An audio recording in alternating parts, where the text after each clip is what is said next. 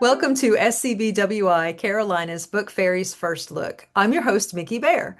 Today, I have the pleasure of welcoming author Eileen Hayes.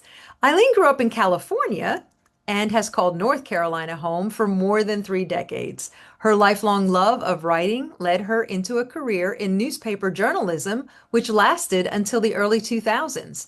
By that time, she had published 5 books for young children, which have been honored by the New York Public Library, Society of School Librarians International, Child Study Council, and Mystery Writers of America.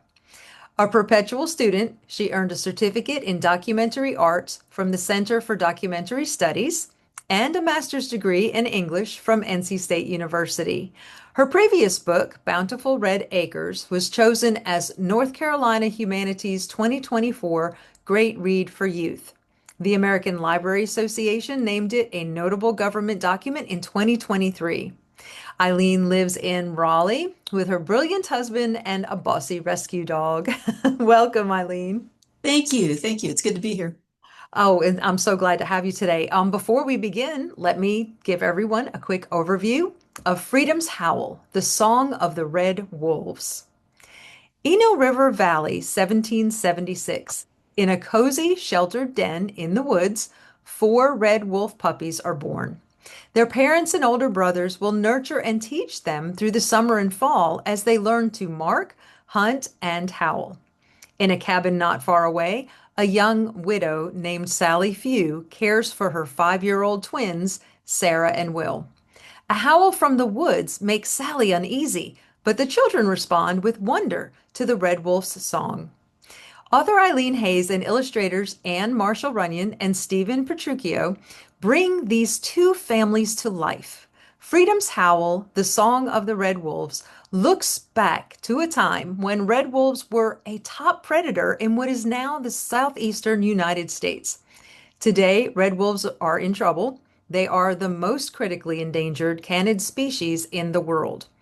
A final section updates readers on the red wolf's plight, suggesting ways young people can help pull this uniquely American carnivore back from the brink of extinction. This book was supported by America 250 NC and the Richard H. Jenrette Foundation. Eileen, I love how the story goes back and forth between the struggling colonial family and red wolves native to the area. How did this book come about? Well, as you know, I'm sure our 250th anniversary of the Declaration of Independence is coming up. So the State Department of Natural and Cultural Resources, which is handling the state's celebration of America 250, decided to publish 4 children's books as part of that celebration. My book is one of those 4, and the only one that's about the natural world. The other ones are about, human stuff. So when Anne Runyon and I were brought in on the project, the assignment we were given was, okay, we want a story about red wolves. And we go, great, set in the colonial period. What? And it needs to have a parallel human story, and it needs to be set on a state-owned property. So pulling all those together, it was like putting together a puzzle to meet each of those parameters and weave it together into a story. And when I started researching red wolves, what I learned very quickly was that the relationship at that time between humans and red wolves was that the humans were trying to eradicate the red wolves. And this was supposed to be, originally the idea was a picture book for like kindergartens to 3rd graders. So I thought that's not really appropriate subject matter for a K3 picture book.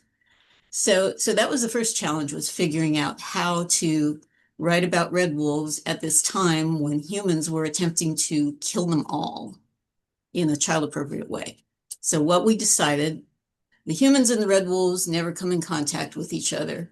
And the connection between the 2 parallel stories is going to be the howl. The red wolves can howl, and the people can hear the howl. And that also opens the door to have the humans respond with wonder instead of responding with violence. So that was how it came to be about the howl. Wow.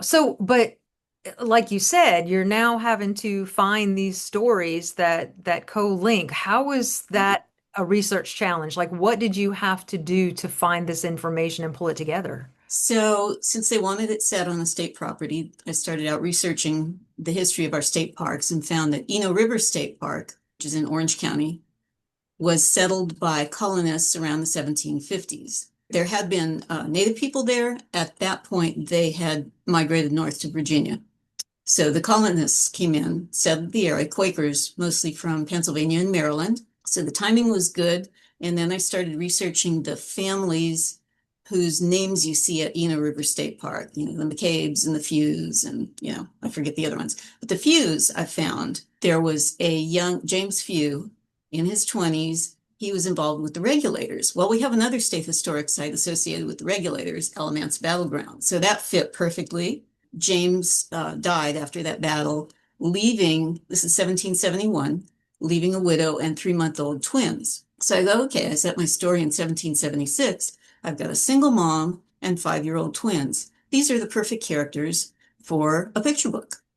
So that's how I settled on the Fews, and that's how I settled on Eno River Valley. And then it was just a matter of, researching all these different parts. And it was a lot of threads to pull together to research the wolves, their behavior and development, what do they eat, and to research the environment. What grows in what is now Eno River State Park, the trees and the flowers and what kind of birds are there. And it involved a lot of hiking in the park. I took my husband there. We went every month, to take pictures and see what it looked like at different seasons of the year, because the book goes through several seasons. Every bird that you see mentioned in the book is a bird that we have seen or heard in Eno River State Park. So that was a lot of fun. And then researching the family. And since it was a woman, the records are scant. And it happens that there's an 11-year stretch of county records for Orange County from 1766 to 77 that have been lost. It was So tough. was that a setback then as far as the writing process?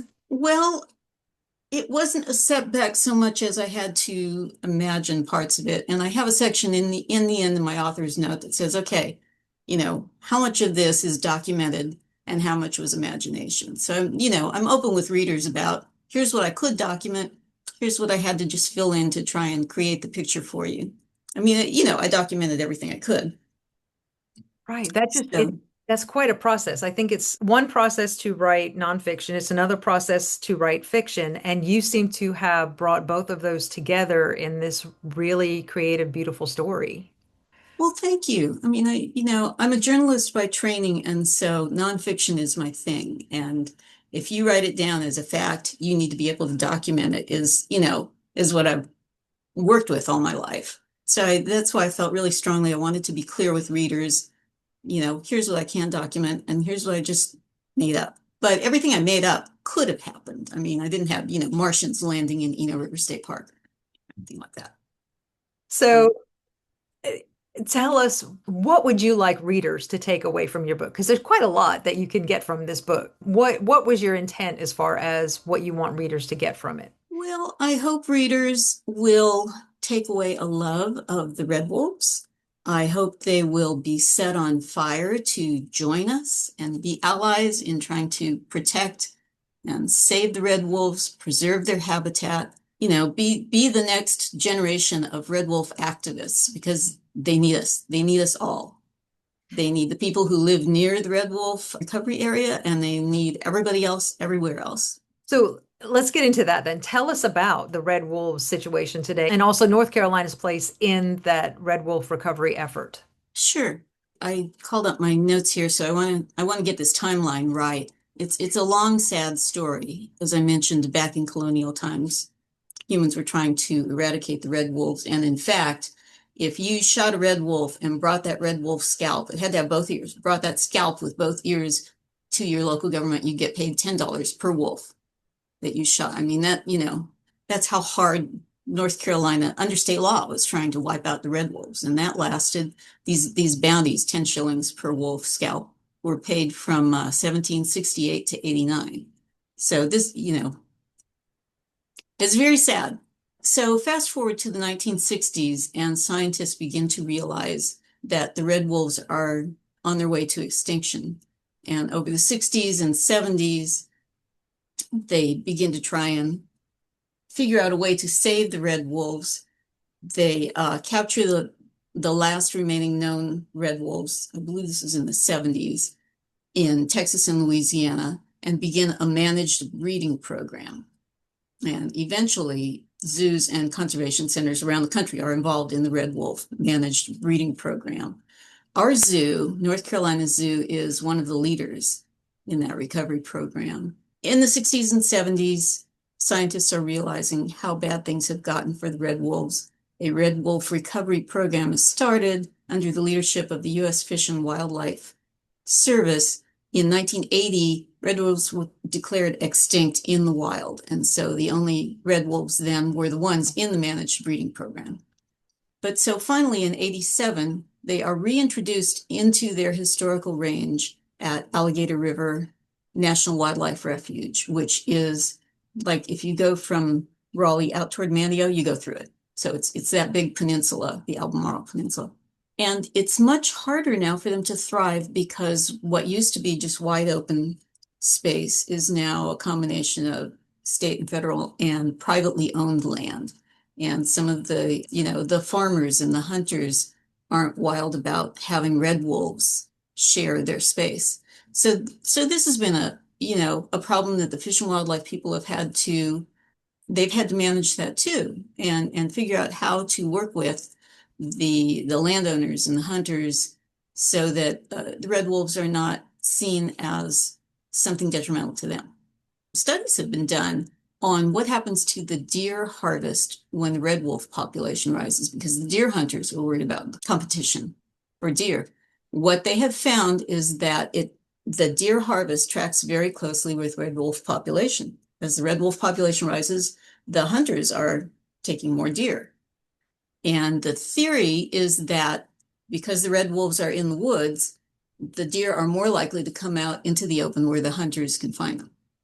What they've found with the farms is that the animals that will trouble the farms, like nutria, are food for the red wolves. So you have red wolves in the farming area, and the crops do better because those crop pests are getting eaten by the red wolves.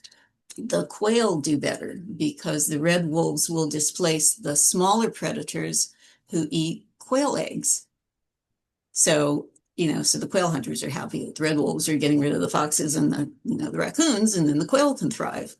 So the hunters can shoot them. But if you want to see the red wolves, the Museum of Life and Science in Durham has a great habitat, and their breeding pair just had puppies this spring.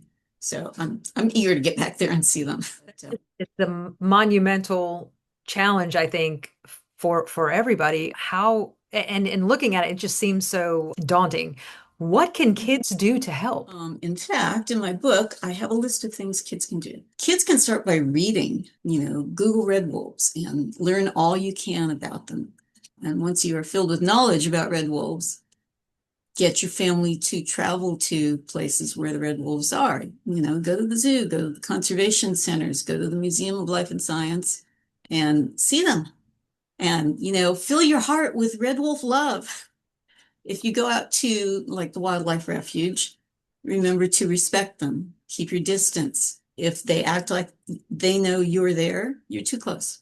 Back off. Don't chase them down to try and get a picture. You can spread the word. I have in my book a place where you can upload your photos and videos and share what you've learned about red wolves. And let's see, finally, speak up. Tell your parents, don't shoot them, don't run over them. Be careful when you're driving out 64. Be an advocate, be a vocal advocate, be a learner, and grow up loving them. So this cabin in the background is modeled after the Allen House, which is at Alamance Battleground. If you go there, you'll see this cabin and go, hey, that's on the book cover. So, what is next for you in regards to your writing? Are you in the midst of researching another project? Oh, I'm at the beginning of researching another project. I'm starting work on a novel that involves a young girl involved with, I'm taking it back to the early 80s at a time when there was a movement to build a dam on the Little River. And I'm going to make a fictional version of this. And building the dam on the Little River was going to flood and wipe out a historic mill town where people still lived. So my character, I think, is going to get involved in that fight and learn to love the river and the creeks and especially the salamanders. I'm a big salamander fan, so salamanders have to play a big role in this novel. That's about all I've decided so far about it.